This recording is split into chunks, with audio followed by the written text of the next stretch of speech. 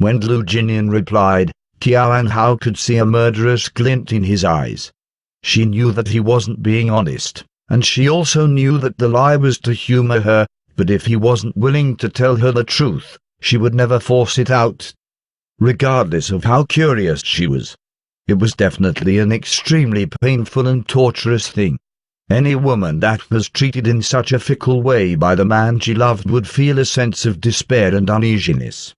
Qiao Hao was well aware that he didn't love her, but when their relationship had slightly gotten better, she couldn't help sinking deeper and deeper.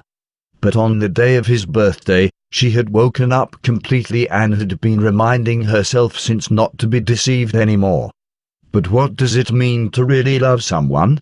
Was it knowing that even though he didn't love you, that he could hurt you, you still couldn't help worrying and showing concern when he was down? That was because you would hope that he was happy, and because you would be affected when he was sad.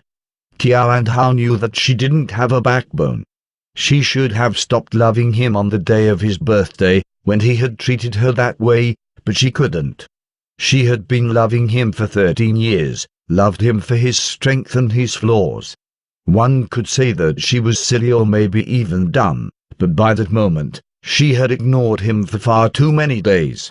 Right then, all she was left with was care and concern. In a small voice, she said, "Don't be sad, no matter what it is, it'll be over within time. Remember never to hurt yourself, even if you're angry.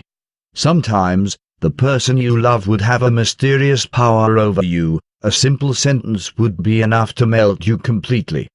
Qiao Hao's words were like a pot of honey, wrapping Lu Jinian in warmth and sweetness, gratitude and love, spreading straight to his heart. He turned his head to look at her and saw that her hand was wrapped in a bandage. When his eyes rose to her face, he seemed to be in deep thought and wanted to say something, but nothing came out. In the end, he reached his hand out to pull her into his arms. He hugged her tightly, his eyes starting to sting, his heart warm and full. In a low voice, he said, "I'm sorry I hurt you." Qiao Hao's heart melted. If it had been a second ago, she would still have been thinking of the bad things that he had done to her, but right now, she no longer cared. She lifted her arm and circled his waist, then assured him, "It's all right."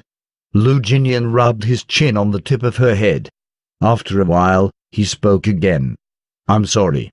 Qiao Hao thought that he was still apologizing for the injury on her arm, hence she said again, "It's all right."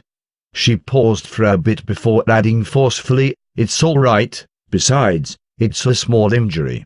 Lu Jinian remained silent, but he tightened his embrace. His second apology was not because of the injury, it was because of their child.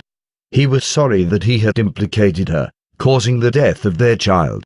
He was sorry that he wasn't a good father and wasn't able to protect the child properly.